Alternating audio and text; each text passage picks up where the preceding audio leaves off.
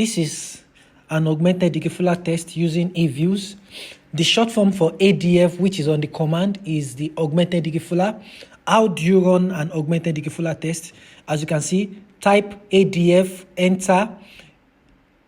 Okay, as you can see the screen, the first thing you consider is the ADFT statistics and the 5% level of significance if you are using 5%.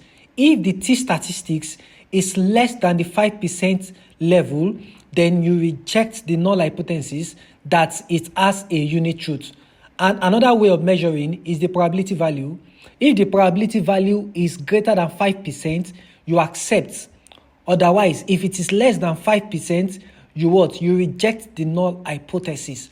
You reject the null hypothesis when the probability value is less than 0.05. Do you understand? All right. You can see it in the text, in the document, the augmented Dickey-Fuller test as it is. The unit truth. In the event that there is a unit truth, you run the first order test, which, as you can see, can you see now the t-test is now 3. Okay, the shortcut is whenever the t-test statistics is greater than 2, is 2 or more, automatically it is what the null hypothesis is rejected and the probability value will be less than 5% automatically. So there is a relationship between the t-statistics and the probability value. Each time the t-statistics is 2 or more, then the probability value is less than 5.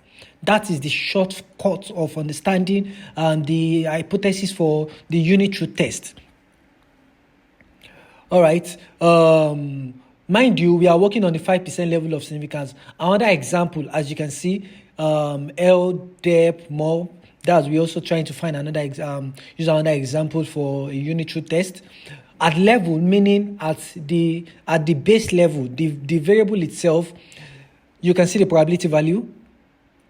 You can see the probability value indicating that there is no unit truth test. All right, we want to use another example. ADF, augmented Dickey-Fuller test. As you can see, the ADF for introduction, it means the augmented Dickey-Fuller test for emphasis.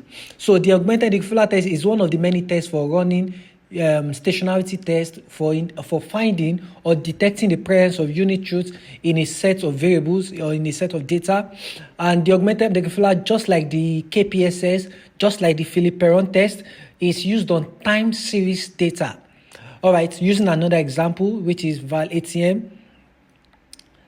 Can you see? This one is 2.9.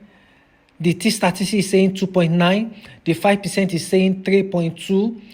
Can you see? I said if the t-statistic is greater than 2, then the probability value will be less than 5. But it is not.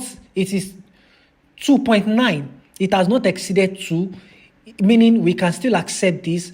So the thing you do in the event that it is acceptable is to do the first order differencing.